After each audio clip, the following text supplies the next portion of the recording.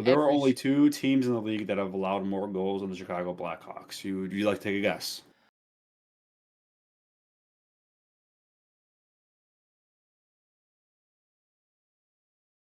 Today is February 26th, 2025. Welcome to the Checking from Behind podcast. I'm your host, Zach, joined as always by my co-host, Preston, to your guys' right. Preston, how you doing on this fine evening? It's been a long week. I don't know about yourself here either. It has been a long week for me. I'm sure you could tell from listening to both of our energies. We're a little bit on the tireder side today. Zach has moved to a new position at work, so he's been a little busier, and I recently got a new job as well. I've been busy with that, and gym, and yeah, it's easy to get tired. Yeah, We're recording this a little later than we normally do, but we're here for you. yes, and yeah, with the new job's been okay. I've had a lot of stuff to do on a day-to-day basis, and it's the same. Well, sorry, it's the same job, a different position in the company. I just had to move locations. But besides that, though, I've been trying to get my schedule back up the speed of things, changing it up. I've been going to the gym later in the day because now I'm working 8 a.m., 9 a.m. shifts, and my body's trying to adjust to being up at 6:30, Oh, 7 in the it's morning. yeah. I mean, my routine got wrecked when I Mm-hmm. started this new job. Like, I had a pretty good schedule, like of days I'd go to the gym, and like times and time I'd be home and eat dinner. Now that's all flipped on its head, and I'm figuring it out. So it's Yeah. it's been a fun process. Have you figured your schedule out yet, like your routine and stuff with your new No, job, or still no? Still no? I think I eventually want to start, getting up earlier in the morning. But it's tough because I start at 8 a.m. So Mm-hmm. if I wanted to get like a decent workout in, I'd have to get up at like 5 in the morning. Yeah, fuck that. I was thinking about possibly doing like 5:30 a.m. Lifts, and like the way my splits go, I do high frequency, so I'll do like upper body and then lower body and then rest day, and then just rotate that and everything. And my upper body lift takes about an hour and a half. I'm not getting up at 5 a.m. to do a lift to get home and have to rush Just to fuck get to that. work by 8 9 a.m. Well, I'm not then you're doing not gonna be that. able to lift up your arms later in the No, day. right. So I'm just going after work. Like tomorrow, I work 8 to 4, and Hmm. I'm hitting upper body. So what I'm gonna do is just get home, make my quick rice cake with Greek yogurt and banana for my pre-workout snack, and then go to the gym and hopefully beat the rush before it gets there at 5:30, 6 o'clock. So I that'll mean, be my sick. problem is I really hate going after work because like I'm just mentally exhausted. I just want to go home and chill. Like I don't want to go to the gym and run a bunch of or lift heavy How weights when I'm just mentally just done with the day. how was going to the gym today after work? It was nice. So my workplace has a private gym in the building, which is really nice. I got out of work and I was kind of expecting some people to be in there, completely empty, and I was like, oh, okay. So I mean, they have good enough equipment. They have like a full rack of weights and everything you could need for you can, it's kind of more you have to guide your own workouts. They don't really have a lot of machines, but you have treadmills, bikes, you know, basic workout stuff. The locker rooms are actually pretty nice, really nice showers, like private showers with doors and everything. I mean, it was like I felt like I was like some rich dude that like had my own private gym in my mansion. Like the whole time I was expecting, like, oh, someone's gonna walk in. Like nobody came in the whole hour and a half I was there. Oh my god, I love that. That's a private gym for you, bud. I love that. Yeah, like I could have played music from my speaker and nobody would have cared because Oh, that's nobody was so there. sick. Yeah, it I was nice. Holiday and leisure rinks. You know what? You guys got to take notes. Let's get a private gym in there now. Yeah, I don't know about that one. So we have some news to talk about. And first up on the agenda is Trevor Zegras ended up getting a 3-game suspension for his hit to Rasmussen. And by the way, it wasn't even called a penalty on the ice. And there's an argument that I say people about the refs make another horrible call by first off, if you're a ref and you see that head contact with Trevor Zegras' Did shoulder, they elbow, see it whatever, though? That's that my that that question is the is. big question is if they saw it, which I highly doubt they did if there was no call because it was blatant. It was a blatant Yeah. interference call or elbowing, hit to the head, whatever it is. There were multiple penalties on that. And to see the argument of saying, oh, well, how can you not call that on the ice, but then call it a suspension? There's human error in this too, and I'm not going to sit here and defend the referees for blatantly missing a Dude, call. the NHL is so fast. I mean, it was subtle, like the elbow. Like I Yeah. don't think it was super obvious to see. When you see the replay, it looks awful Hmm. because he put his elbow right into his head, like it was clearly intentional. Like I don't know what he was thinking there.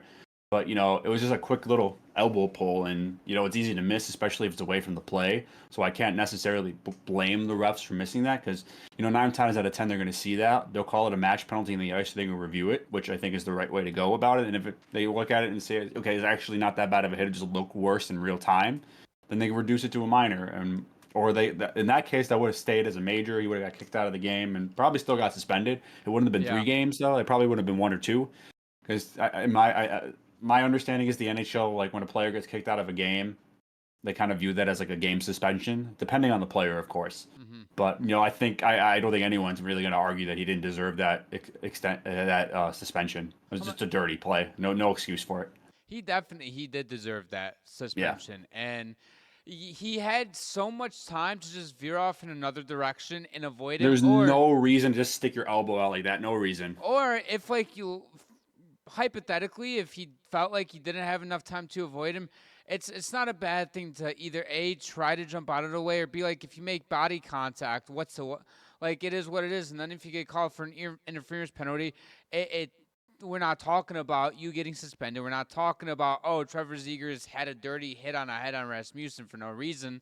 It just happens during the game, and then it blows over like nothing happened. I mean, that wasn't incidental contact. Like he clearly like boom, stuck the elbow out. Like he meant to do that. I don't get what was going through his head because, in my opinion, I don't really see Zegras as a dirty player.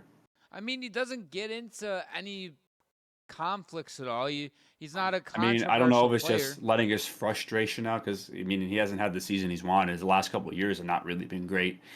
Ever since he kind of became a superstar seemingly overnight because of that crazy goal he scored.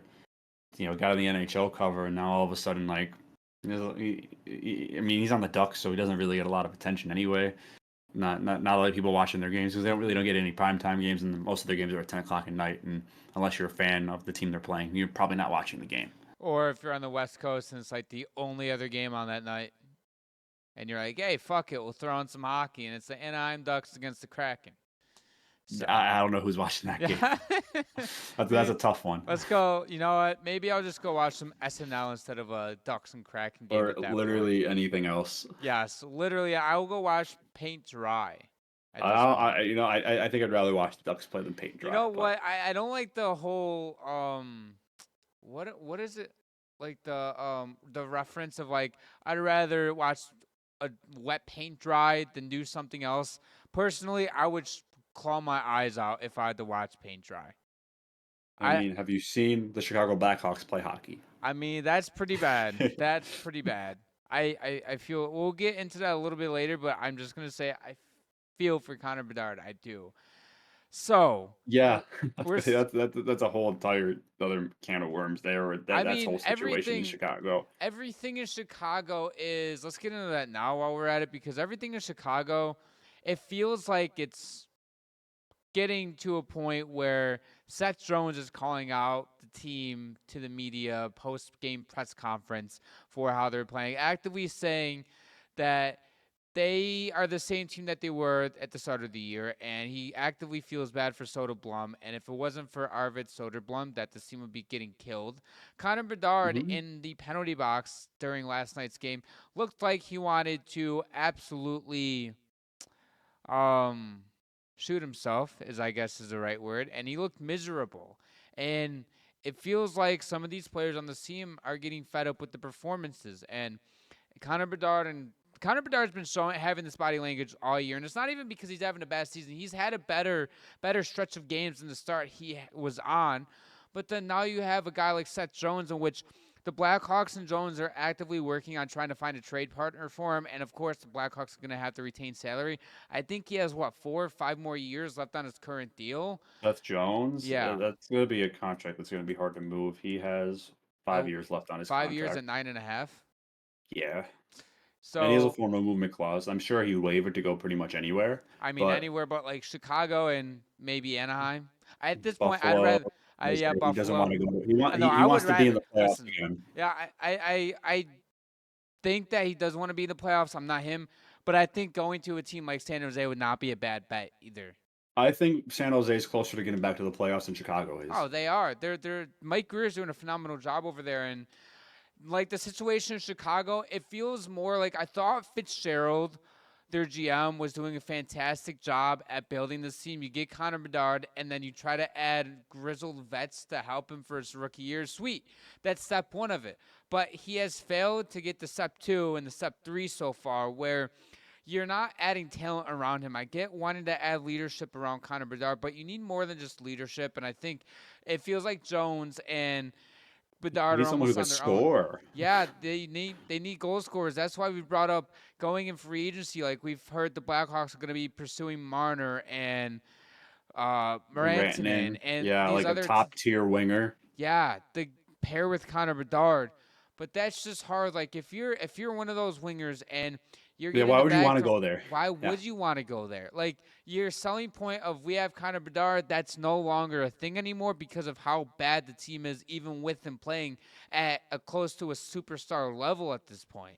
I mean, I think Connor Bedard will end up, being a superstar, one of the faces of the NHL. I still think he's going to be a really, really great player. He's only 19 years old, and he's on what I would say is probably the worst team in the league. I know they're up there with San Jose, for battling for last place right now, Hmm. but in a best of seven series, first to four losses, wins the series. Give me Chicago. Wait, what was the team? Chicago and who else? So best of seven, first to lose four games wins the series. Chicago wins that series in four. That's crazy. No, I don't think it'd be that bad. But I Oh mean, my I mean god. the Sharks are pretty bad too. They have no defense. They have no goaltending either. Yeah, but The they can. Soderblom has been one of the smaller bright spots on the Chicago team. Keeping it in games they typically don't really have any business being in. The fact that he's on one of the worst defensive teams in the league and he's at over a 900 save percentage, I think is pretty good. I mean, He's Peter Mrazek isn't that bad either.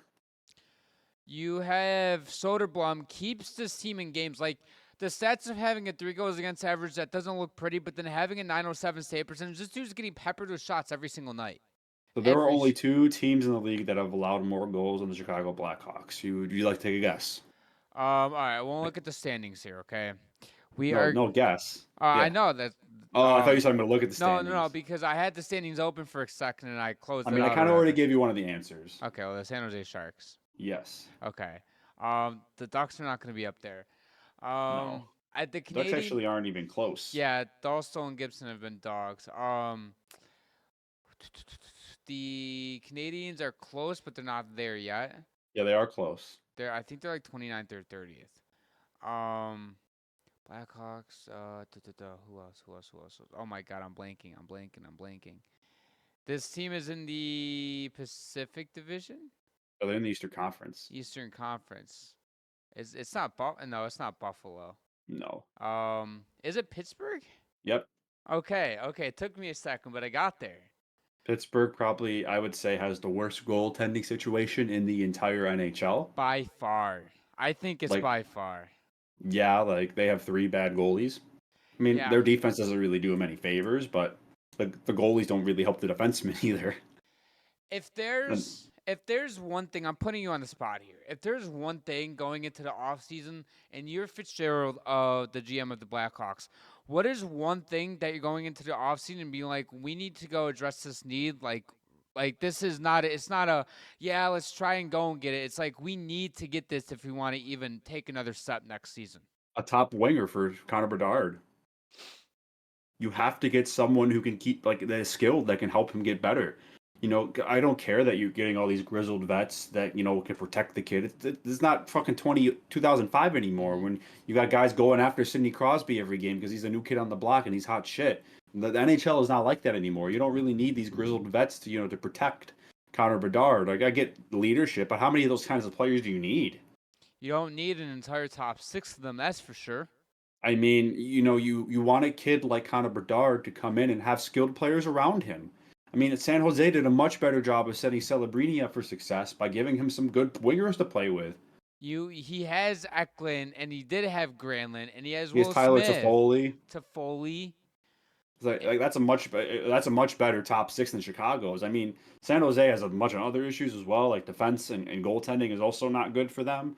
But their forward core, I think, is miles ahead right now I of Chicago's. around Connor Bedard, like I love the addition of bringing Tara Vinen back. He's actually been a solid addition for them. Ryan Donato has been good That for Chicago Bertuzzi once again. contract, who? Like That, bringing in Bertuzzi was, I don't know. I don't know how I feel about that. Like you have Teravainen and Bertuzzi, Donato. I mean, Bertuzzi's stats aren't necessarily awful for a team this bad. Like 30 points, 57 No, games. but He is a he's your minus four. 30. But he's also your fourth leading point scorer at 30 points in damn near 60 games. You can't have that as a team. Like Mm-hmm. like Connor Bedard right now is your leading point scorer with 49 and 58 games, and he's having a good season up to his standards. Maybe not to what he wants, but he is hanging in there like a fucking certified beauty. Yeah, no, but that has to be priority number one for Chicago is getting a top line winger, like a high skill guy. Like I'm sure they'd be love to get a player like Mitch Marner or Mikko Rant.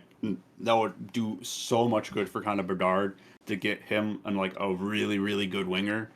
Like I mean those two are elite wingers in my opinion. So I think that would help elevate Bedard's game so much, help him get some confidence back because when you're losing every night, it gets to you, man. Like the one game I saw Bedard in person when they were in Buffalo, Bedard just looked broken. Like he didn't have a good game that night, Hmm. but like just the body language he was giving off when he would lose a puck battle or not have a great shot on net. Like I feel for the kid. He's 19 years old. He's still a kid in my opinion on a really bad team. He's done nothing but win and be the best at everything in his whole life. And humbling, to come in and lose right away. But that's what comes with being the number one overall pick in your draft. 90% of the time, you're going into a horrible situation, and you have to be the guy that turns it around. Yeah, and it also doesn't help that the development of players has not been up to No, what you'd yeah, expect it to. Like, so I'm gonna go down a list here. Like Lucas Reichel has not been what he was in his first like 20 games in the NHL. Frank Nazar only has 29 games played. He's actually having a decent season. He's not getting a ton of minutes. He has 12 points in those 29 games. Kurashev has not been. He's been like lackluster. Like that might be an understatement. And then also you have Kevin Korchinski, who he's been I've in the AHL all I've year. I've had high hopes for him, and he's just been in the AHL all year. And I mean, he played the full season last year in Chicago, and then yeah, he played 9 games this year. now you have Levshinov coming up next season, hopefully. That Good for him that he's not playing in this NHL team right now. Like, let him go to Rochester, like not Rochester. Sorry, it's a little bit of the tongue. Let him yeah. play, in the AHL and just tear it up. He has actually have a pretty good year in the AHL. So especially Yeah. for a defenseman, yeah, like for the Rockford Ice Hogs, he has 21 points, 47 games as a defenseman, rookie He's defenseman. That's good. he's having a great season. Levshinov will be a good player. It just they got to be patient with him. And I also think another thing with Chicago is they're putting way too much pressure on Connor Bedard to come in and be that savior. When you're getting drafted and your draft comparisons are Sidney Crosby and Connor McDavid and Austin Matthews, like though that's a high bar. Like I remember his draft class, they were hyping up as like he's the next one. Like the faces of the NHL, we're gonna go from Crosby to McDavid to Bedard. Like those are the three faces of hockey.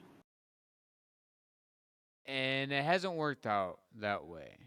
I mean, because Sidney Crosby comes in the NHL, tears it up Hmm. immediately.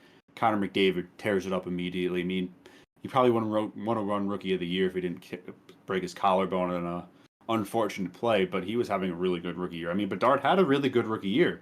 Like he won Rookie of the Year. Yeah. It was looking like he was meeting the billing.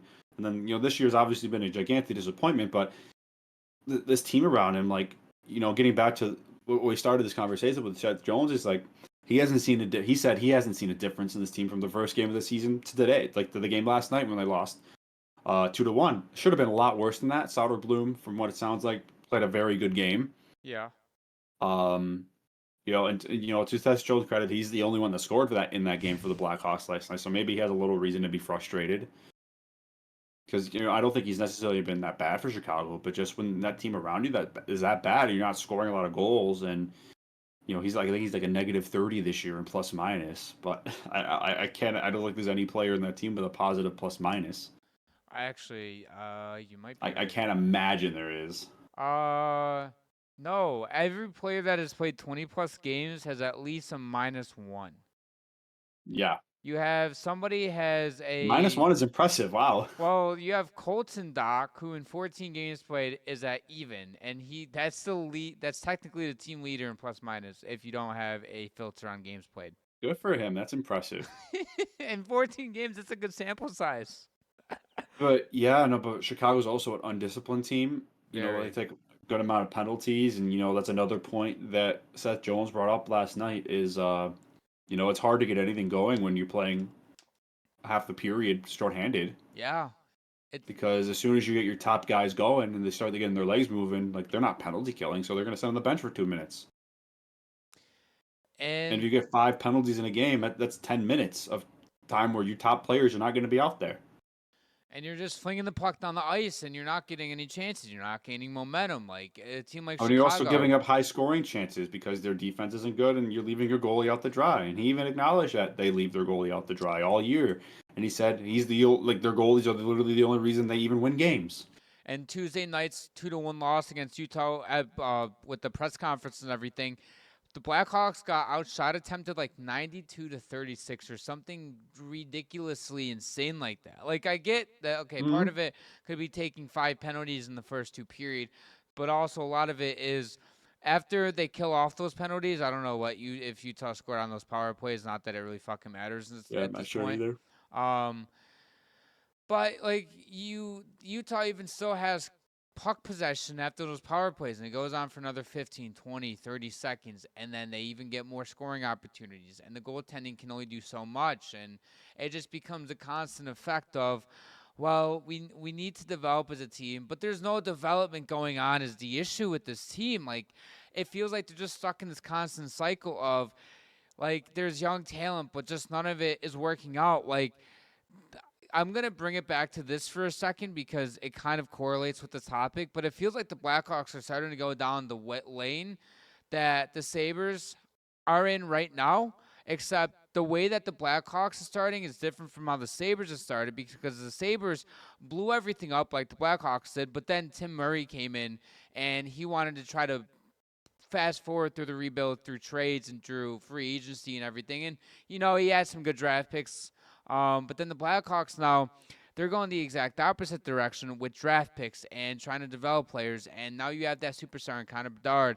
And you also have, I think Seth Jones is having a much better year this year and even last year, at the end of last year, than he did to start the contract. But that contract still looks horrible. Anyways, like, there's still nothing going on in Chicago. If this cycle keeps going on, the Blackhawks can be looking at like a 7, 8, 9, 10-year playoff drought at one point if they don't switch things up. And personally, I don't know how much longer I give Fitzgerald to be GM of this team before I I thought fire their him. GM was Kyle Davidson. Oh, was it? Is it Davidson? Yeah, Fitzgerald's the Devils GM. Yeah. Sorry. Yeah, when you mentioned it the first time, I didn't say anything. I was like, pretty sure that's not the GM. But yeah, no, yeah, Yeah, it's yeah, it's Davidson. You're Kyle correct. Davidson. You're Yeah, correct. I mean, I think he'll probably get the can this year. I don't know if they fire their coach again. It's premature to fire the They coach this are year. they are on an interim coach right now anyway, Mm-hmm. so I doubt they bring him back. I mean, but he doesn't really have a lot to work with. But I give Seth Jones a lot of credit for still playing as hard as he does. He clearly does care, and I think that's why I asked for a trade. I mean, since he got to Chicago, they've had nothing but lose. They've been a bottom five team every year he's been there, and Yeah. they have not gotten better at all. They've gotten worse every year. This dude is miserable. How many points do they have? They have 41 points in 58 games. It's kind of wild seeing like the difference between like I mean Nashville. I can't even explain why they're so bad, but you got San Jose like at 38 points in 59 games, which is Mm-hmm. they 15 wins, 36 losses. And then Chicago and San Jose are kind of in a league of their own right now for being bad. I mean, Nashville is right on the precipice of being in that conversation, Mm-hmm. which is insane to me. Still, I can't get over that. I mean, is Nashville the most disappointing team Did you ever? did you hear what Luke Shen said? He said that he's never been on a team that couldn't score more. I mean, couldn't score less than the Nashville Predators this year. It's insane. It's literally insane. But I'm getting off topic. But the Chicago and San Jose are in a league of their own of being really bad, and I'm sure Chicago will win the draft lottery again this year. And What everyone if will get fucking Nashville goes out pissed. and just wins the draft lottery this year? I'd say deserved. They can't score. They got a bunch of the old on the dudes. bright side with Chicago and San Jose, they right now they have a higher points percentage than they did last season. So San Jose was That at ain't like saying much. 250 or 270, whatever it was, and I Chicago mean, was at San like Jose was like 317. historically bad last year. Yeah, I still can't believe they got more than 11 wins. That's fucking nuts. That's absolutely nuts. Let's Yeah, no, yeah, it's insane. let's stick in the Western Conference here with the Winnipeg Jets. They are winners of 10 straight. They're currently playing the Ottawa Senators right now, and I believe they have a lead the second intermission. So on the verge of 11 Yes, straight wins. 3-1 Jets. Yes. And during their 10th straight win, Mark Scheifele became the all-time leader in goals for the Jets/Thrashers franchises, as they are the same exact franchise. Not the old Jets, but just like the new present Jets and then the Thrashers. Have Yeah, some respect for the Atlanta Thrashers. give me. I want the Winnipeg Jets to have respect on their name now. I mean, there's not even that many players in the league still that even played for the Thrashers. It's I a don't think there's dying any. breed. I don't think there's any So there's still a few. like. Zach Bogosian, Vander Kane were on the Thrashers. That might be it, honestly. You might be right. I mean, I'm trying to see if there's any like really old guys on the Jets that could have possibly stayed, throughout. I think Mark Scheifele was drafted by the Thrashers. Yeah, he was, but he never. I don't think he ever played a game for them. No, he did not. No, actually, no, he was drafted by the Jets. When was he drafted? 2011. Was that the Jets' first year? Yes, I believe so. Okay. Yeah, he was the seventh. He was the seventh overall pick in his draft in 2011. Yep. So yeah, he was the first draft pick by the Jets, I think. I remember when the Jets first came back to the NHL, and like I played Chow, and I would absolutely adore playing in Winnipeg and like NHL 12. It was cool. I mean, they should have never left. No, they shouldn't have. I really wish Atlanta actually would. Well, Winnipeg never should have left, and then I think Atlanta. I'm trying to think if there's any Atlanta Thrasher players still in the NHL. I think it's just Bogosian and Evander Kane. Yeah, it is. I want some respect on this team's name now. I'm a hater. No, okay.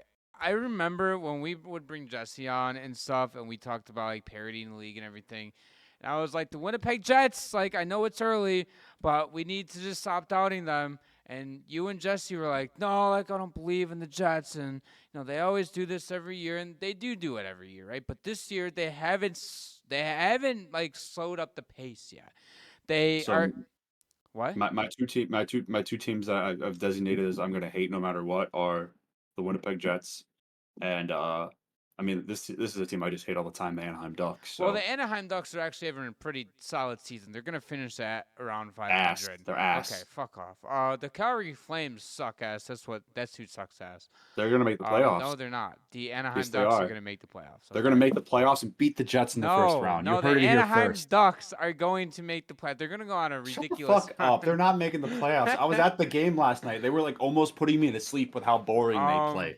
If they didn't have two good goalies, they'd be in the bottom 5 of the league. They're 7 points out right now behind Calgary, and Calgary's. They ain't making the playoffs. Calgary's a fucking fraud. That's what they are. They lost 2-0. They were up 2-0 in the Sabres halfway through the third period, and they lost in regulation. Good thing the Sabres are going to the playoffs too. Okay. Shut the fuck up.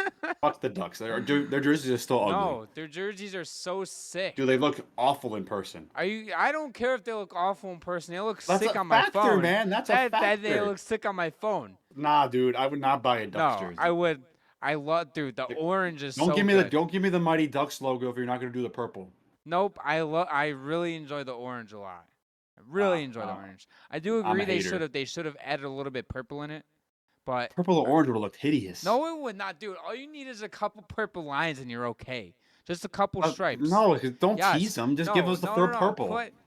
Put the stripes on like the shoulders and like the. Well, the elbows. worst part is they do have the fucking purple jerseys, the third jersey, but it doesn't have the actual Mighty Ducks logo. It's just a fucking duck mask.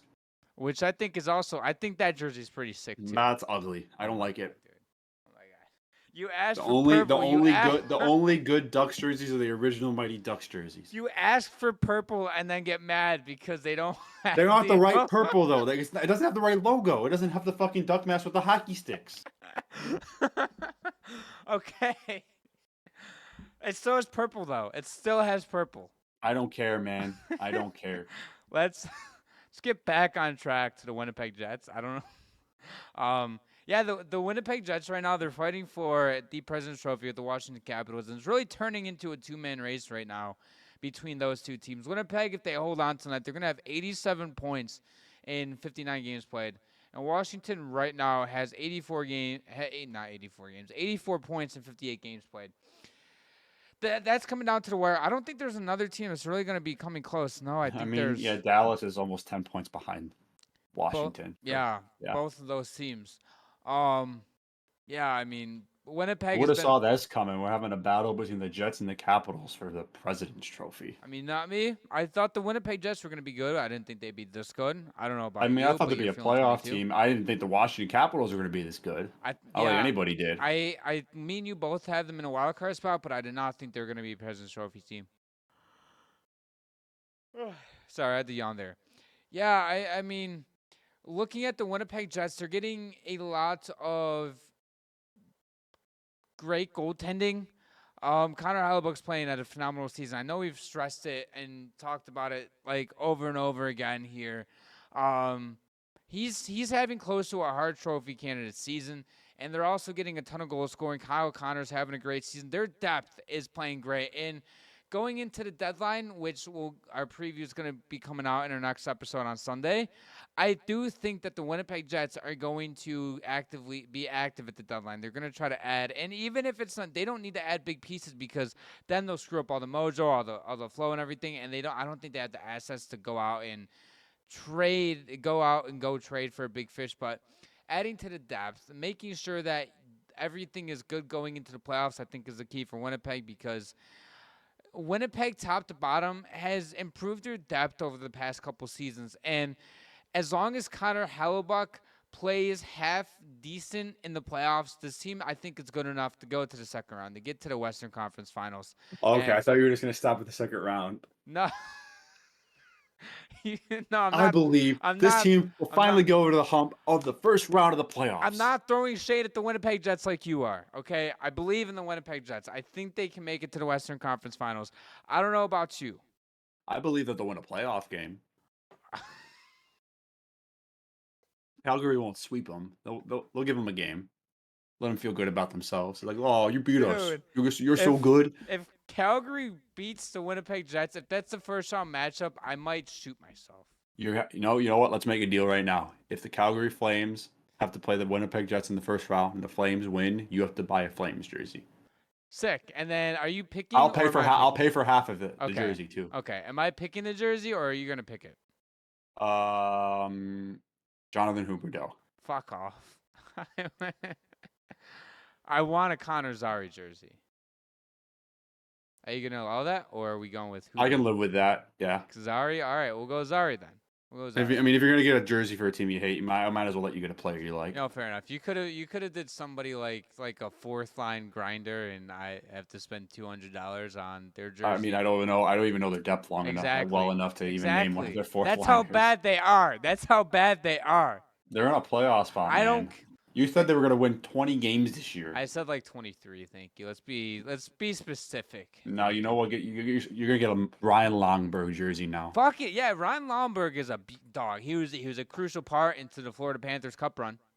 Back to back, actually. Sorry. Thank you very much. Okay, you could choose between Ryan Lomberg, Tyson Berry, or Anthony Mantha. I will get a Tyson Berry. Wow. What? Yeah, he's still in the league. Yeah, he is. He's about 45 years old. Just kidding. Sarcasm, guys. He must be injured or something. He's only played 13 games this year. Yeah, and I think Mantha's out for the rest of the season. He tore his ACL like early into the season. I think in like November, was it? Yeah, I don't know. Yeah, he did. He did. That's more of like a statement rather than like. I mean, a question. Huberdeau does leave the team in points. How many points does he have? 43. Ah, that's fucking pathetic. How the hell? Okay, let me get this straight. I know Dustin Wolf is playing great hockey, and props to him. He should be a Calder finalist. How the fuck, dude, is Huberdeau their leading point scorer of 43, and the Blackhawks have Connor Bedard with 48, but the Blackhawks are like one of the worst teams in the league. That makes no sense. Because the Flames are a more well-rounded team. They don't rely on one player to do everything for them. The Blackhawks don't either. They don't have a single player to do anything for them. Well, they might have Connor Bedard. Yeah, he's also miserable. If Connor Bedard wasn't miserable, they'd actually be a halfway decent team. No, they still be bad. I think they'd have like probably 2 or 4 more points. Yeah, they still be bad. Yeah, that's funny. That's funny. No, the Flames play as a team. I mean, they do rely on Dustin Wolf to bail them out sometimes, and he has. I mean, But he's been phenomenal for them. Okay, if there's 2 players on the team, forward players on the team that I like, Dustin Wolf, Connor Zary. I really love Anderson, and I really love who's the other defenseman I'm blanking on. Uyghur, Yeah, it's Uyghur, and I really love he's Uyghur too. he's had a good year for them. Yeah, he has been.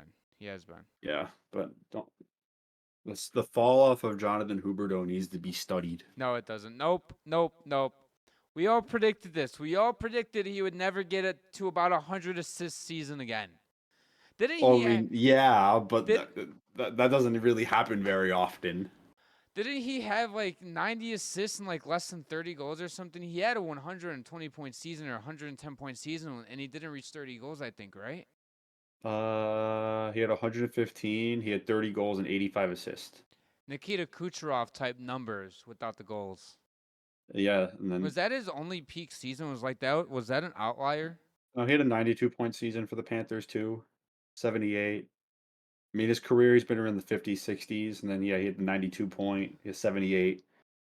55 games, he had a 61-point season, and then yeah, his last year in Florida is like his probably going to be the best year of his career.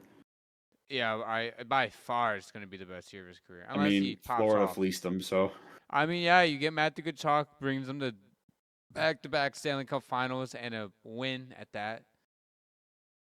yep. Calgary's been impressive though. I'm sorry. Why? Because they're not dog shit. I mean, they should have been dog shit. They should have listened to me, but I jinxed it. So You didn't jinx it. You were just hating. no, You were I jinxed blindly it. hating a It. team. No, I jinxed it. Okay, you blindly hate All the Anaheim Ducks over here. because they have bad jerseys. Okay, and I think that the That's roster literally of the the only Flames reason I suck. dislike them. Okay, you know what? Then who's a rival of the Anaheim Ducks? What do we Nobody, say? because San everyone beats Jose. them. San. What do we call San Jose a rival?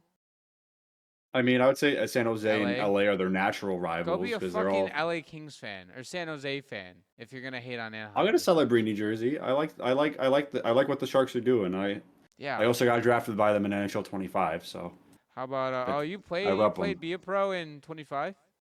for like a couple hours. Oh, I haven't It's even the same shit every year. It's just something to play when I get bored. fair enough. Then my coach yells at me when I don't get like two goals a game. The funniest thing in Chow, I haven't played Be a Pro in a couple years, but it's the same thing. So like, not that there's a It's been change. the same thing since NHL 21. I remember when it came out, and like it was like it came out in what peak COVID, right? Like it. Yeah, 21 got delayed because of COVID, and it came out late. And they were like, "Oh, we completely changed the way Be a Pro works. It's so much better now." And then they somehow made it worse. Yeah, they just fucking strip everything. Just make it like you get like 2 or 3 goals, and then you still somehow fail the mission. The coach like you skate to the bench Well, like before bad every late single line shift. change or bad line defense. So you're at a C plus for the game. It's stupid because And don't forget, you get the game has to stop 2 or 3 times for the coach to talk to you and say, "Hey, we need a goal." It's like, okay, I you got can be you. changing on the fly and you're just jumping on the ice. You take like one stride, they score a goal on you guys. Bad line defense. What the fuck do you want me to do? I think my favorite thing that ever happened in Be a Pro was I was playing, and I was playing not great on purpose. In the Memorial, I always start in the Memorial Cup Okay. because I'm not playing through a whole fucking CHL season. Yeah, I feel you. Ain't nobody got time for that. Ain't nobody got time for that. So I had a decent tournament. I wanted to be like a top 10 pick, but I did not want to be the number one pick because who had the number one? I think it was 24, 24, 23. I didn't want to go to Chicago. Whoever had the first pick that year. So I got drafted by the Coyotes. First game, I get fucking murdered. I missed half the season. That's funny. Literally my first shift in my first game, I get like a fucking death pass and I get hit in the head. My players like there was a fight over my unconscious body. They find like do the cutscene. It's like, you have been injured and you missed the reminder of the game. You can press the X button to skip. So I simmed the game, and there's like, yeah, you're gonna be out for a minute. Misses his first 45 games due Well, then I to. started a new save file. I was like, fuck Oh that. yeah, fuck that shit. That type of shit. Yeah. I wanna. All right, so let's get into the Eastern Conference because we got a little bit off topic with Just Alexander a little. Ovechkin is now 12 goals away from breaking Gretzky's record. I think the My goat. Capitals have what 15 games left or something like that. He's doing it. He's doing it. He's getting the record. And did you Yeah. see that ESPN ended up taking 3 more games down that stretch from Washington so they Oh, can they're gonna be going crazy to try to get that game if when he they breaks the got record. they got one in March. I think maybe it's March 27th, and then they have like April 12th or 17th. They added, or it's something along those lines. Yeah, no, they're trying really hard to pick the game that they think he might do it in, so they can.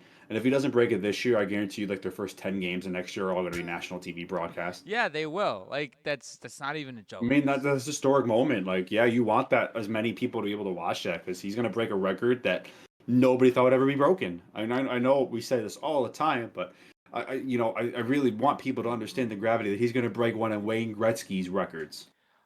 99% of Wayno's records are deemed untouchable, and he's gonna I get mean, I one of them. remember when I was a kid and I would look at Wayne Gretzky's stats and I go like, "What the fuck? Was he Hmm in the same league as everybody else? Because they're not even close. How much higher they are than everybody." It's ridiculous. It's absurd. And now here comes little old Alexander Ovechkin. Well, more than little old. He's gonna get. He's a big boy. All right. I kind of lost my train of thought, but I'm gonna ask you this: Hmm. if Alexander Ovechkin breaks the record this year, is he coming back for another season next year, or I think he calling it will play. quits? I think he will continue to play for at least the rest of his contract. I think it would be different if Washington wasn't as good as they are, because they've done a really really good job of retooling that roster. Like I've never they had a crazy offseason. They made a bunch of trades, bunch of signings, and they've all worked out, which is shocking. Jacob Chikrin has been amazing for the Capitals. Pierre-Luc Dubois has been really really good. Mangiapane was a very smart trade. So like they had a great offseason. And normally when you make all those moves and you bring in so many new guys, it could take a little bit to figure it out. Nope, they got right to it. They've been one of the best teams, if not the best team in the NHL all season long. Ovi is an ageless wonder. I remember halfway through last year and was like, he's cooked. Like, he can't play anymore. He was too slow. He had like 12 goals or something. And then the second half of the year, they completely retooled their system. Spencer Carberry, I think, is one of the best coaches in the league. What he's done, with Washington these last couple of years is extremely, extremely impressive. Especially if they win the President's Trophy this year, I find it really hard to argue that he's not Coach of the Year. I'm so glad you brought up Spencer Carberry because I was about to. Yeah, It's I right now I think he is the coach of the year. He's a front runner for it. And who's the Winnipeg Jets head coach? I that's just a good blanked. question. I just blanked. Holy He'll fuck! I be a just blanked. finalist. I know. I know his name. I fucking blanked. Oh my god, who is it? Yes, it's Scott Honestly, Arneal. It's Arneal. It's Arneal. It's either Carberry or Arneal going in right now. I gave the edge to Carberry just because I think the roster of Winnipeg is a little bit better than Washington's. I mean, Not but by much Winnipeg though. has had these crazy streaks and everything. But I think a team like Washington, who's like arguably one of the worst teams to ever make the playoffs in the modern NHL era, and got completely annihilated in the first round by the Rangers. That was not a competitive series at all. Um, Turning around, I think their GM deserves a lot of credit too for making smart, calculated moves. Didn't really break the bank on anything. Like took some gambles, but they paid off. I think signing Jacob Chikrin to an extension is a pretty big priority for them now. Hmm He's just been an amazing fit for that team. I wonder what that contract looks like potentially, How much is he because making now? I don't think a lot. So Jacob Chikrin is making 4.6. He's probably going to get 7 or 8 at least. I I would give him 6.5. I Yeah, would go because he just has under 7. 17 goals, 22 assists, 39 points in 52 games. So his last year was, well, tied for the best year of his career. His best year was in Arizona during the 56-game season. He had 41 points, 56 games. Then Ottawa last year, he had 41 points in 82 games. He's gonna statistically have the best points in his career. I'm not sure if he's gonna have that efficiency that he had in 2021 with the Coyotes, but he's been excellent for them. I mean, the interesting thing for Washington is they do have a decent amount of UFAs next year. I mean, they got Logan Thompson locked up. What a trade that was, too. Oh Oh my my god. God. Like, I mean, Dylan Strome has like been phenomenal for them, and they're only paying him $5 million a year. Yeah. He's pretty much like Nicholas Backstrom now. And he's locked up for the next 3 seasons at that contract too. No, that's a bargain contract. You know, Tom Wilson, I know we made fun of that contract, you know, when they signed it. I still don't think it will age well, but he's been awesome this year. Yeah, He sure. arguably should have been there was a legitimate argument that he should have been on the Canada roster for the Four Nations face-off. Because he might end up having a career year. His best year previously was 52 points, and he's at 45 and 57 games already. This entire team, it feels like they're playing at a level that it's very unexpected. And it helps that you now finally have a consistent starter in Logan Thompson. And And that's not. also Alexei Protas, that dude. I don't even know where he came from. Sorry, I didn't mean to interrupt No, you. you're fine. I mean, They're only paying him 3.3 million for the And next 5 fucking years. and they just signed him to that extension earlier this year, I think. I think it was like super early in the It year. was or last Last year, year? January. Okay. All right. Yeah, and he's at 50 points in 57 games. Like, who the fuck is it? I never even heard of this guy. And now they're only giving him like that contract is ridiculous. I mean, if I'm him, I'm pissed.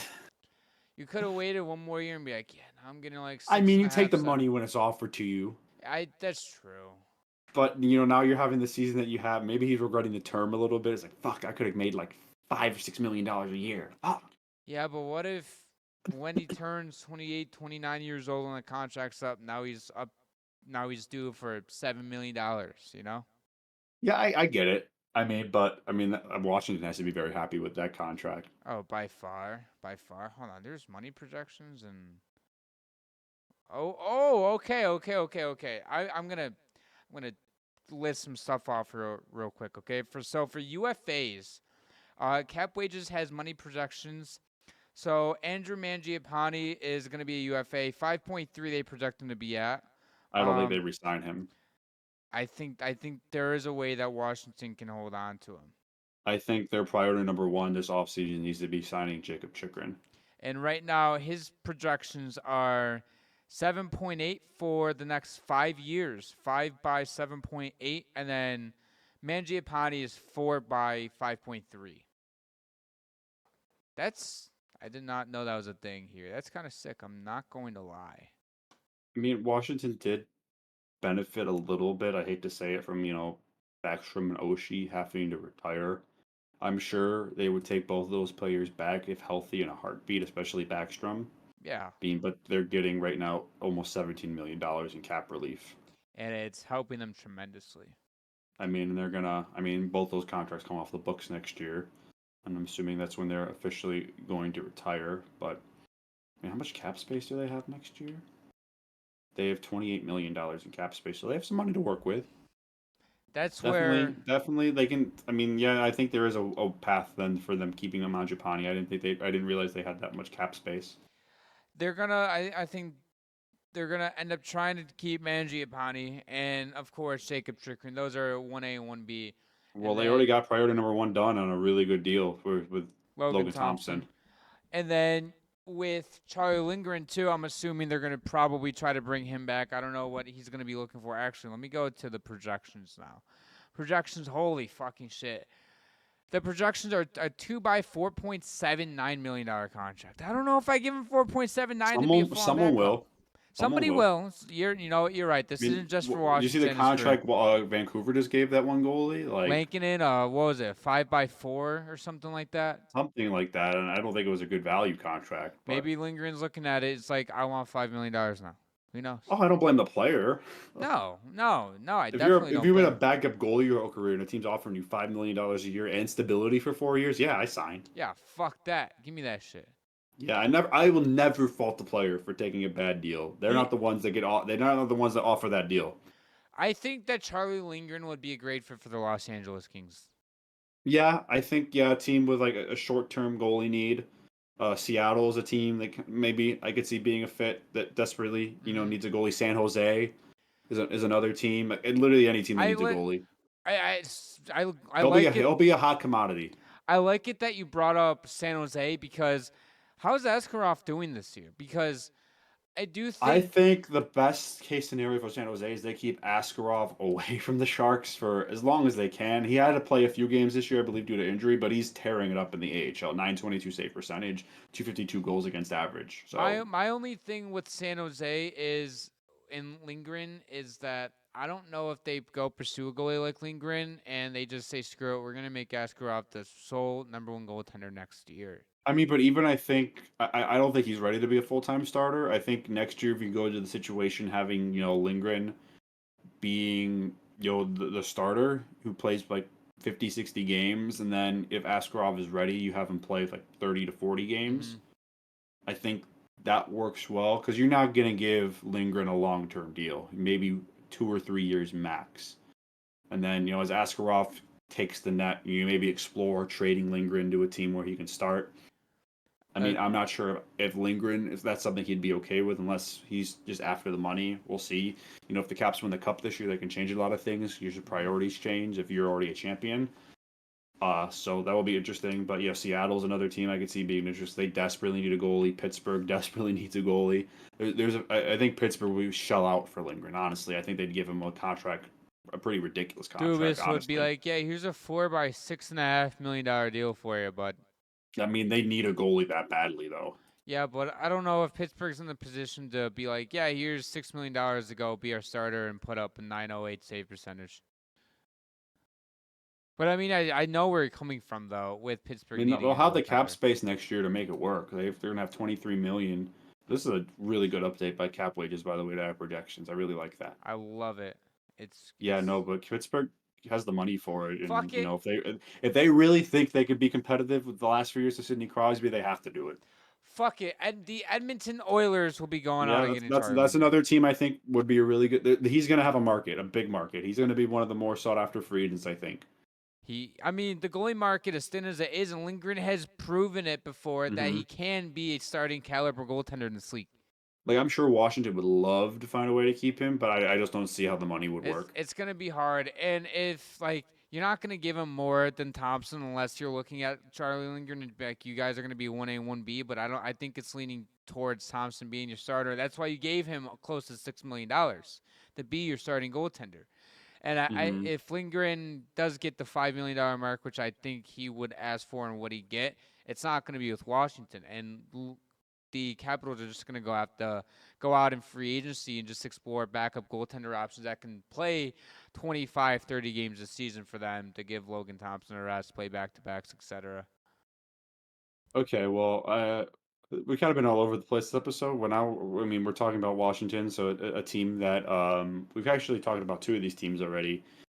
Um, Actually, no. You want to do that now, or do you still want to do the Rantanen thing? Let's just do this now. We'll throw Ranson in Yeah, because I next feel like this is episode. getting kind of long. I'm shamelessly stealing this from the Spit and Chicklets podcast. I thought it was a really good segment they had on the other day, where they asked, I think Biz asked Witt and Keith Yandel, out of these three teams, which one like do they trust the least to make an impact in the playoffs? I guess in this context, I'm more specifically asking, maybe who doesn't win a playoff series out of these three teams, and I tried picking different teams and they went over on their podcast, but I thought they were really three solid picks of teams, at least I felt iffy about all season long.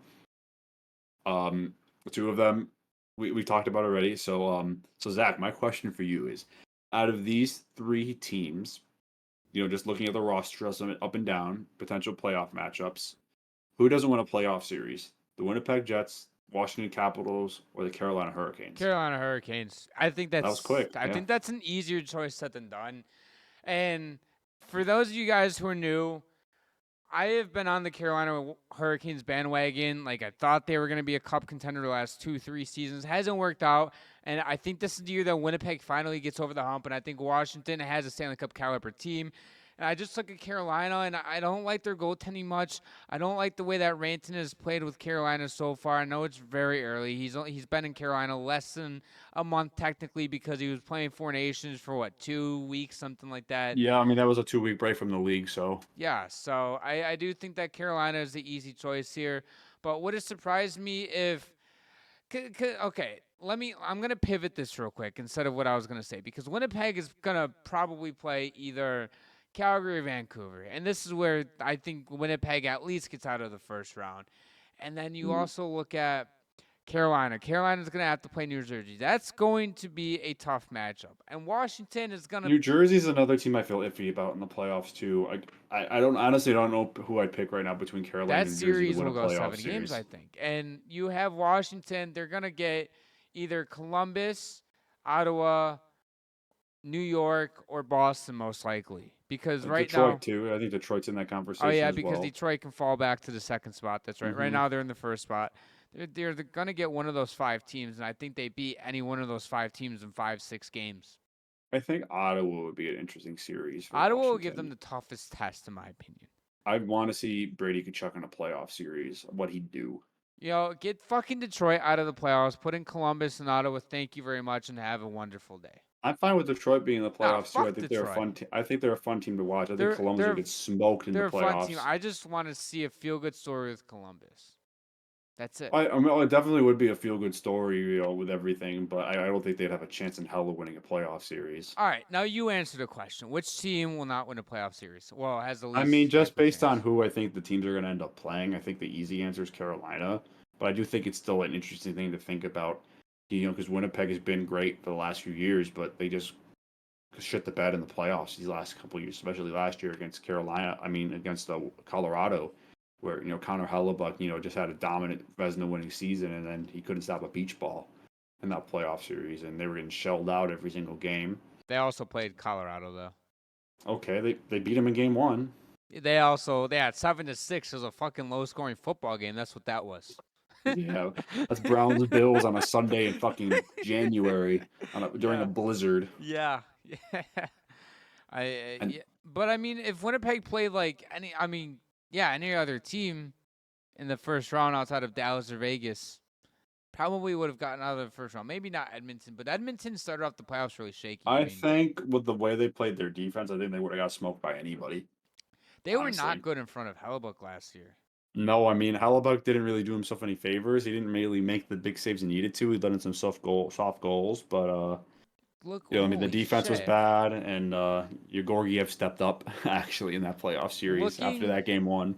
Well, yeah, he had a good series after game one. He really stepped up. And looking at the Western Conference playoffs, looking back at it, there's only 2 teams that I think Winnipeg could have realistically beat, and that is Nashville and LA. And they weren't facing LA Nope. because they played Edmonton in the Pacific bracket because they finished third. LA did, and then Nashville, they were Wild card team. yeah, they were a wild card team, but they were wild card one. Oh yeah, because Winnipeg was second, not first in their division. And what Dallas was first with 113 points. And they got to play Vegas in the first round. What a Yeah. wonderful gift. You Yeah. won your conference. Here's the defending Stanley Cup champions But who for are fully any- healthy now. Have fun. Out of nowhere, but that series was phenomenal. That might have been the best. That might have been the series. best. I think that was the second best series of the playoffs. I don't think you could top the Stanley Cup final series No, the finals from was last really year. I thought the finals were going to be a blowout, and then here comes Preston saying, yeah, call me crazy. The Edmonton Oilers down 3-0 might come back from this. And we went on the episode going into Game 7, previewing it, and Preston's like, never say fucking never. And they were 1 goal away from pulling off a ridiculous 3-0 comeback in the finals. You were this close from predicting. We were on the verge of greatness. Yes, on the verge. Unfortunately, couldn't get in. Connor McDavid was crying, as he should have. That game was the end of that Game 7 was insane. I was in Florida for that game, watching with a bunch of Panthers fans at a bar, and they were going crazy. That was I just wanted to see a good hockey game, but yeah, that was fun being there for that. Downing beers. No, we don't do that. No, they were downing beers. Not No, they you. were downing yeah, beers. They were. Yeah. You weren't. You were. No. We don't do that here. No, we don't. We're clean. We're sober. I don't know for how long. I but mean, we're I just don't sober. like beer. I don't like beer anyway. Yeah, so. I don't either. Beer's actually piss in a It's can. canned bread. It is. It is. That's going to end it for today's episode. If you guys enjoy our level of content, all of our socials are down below. Go ahead to our Instagram for more exclusive content. Subscribe and notification bell as well. If you guys are on Spotify and Apple, head over to our YouTube and all other platforms for more content. We'll see you guys in our next episode.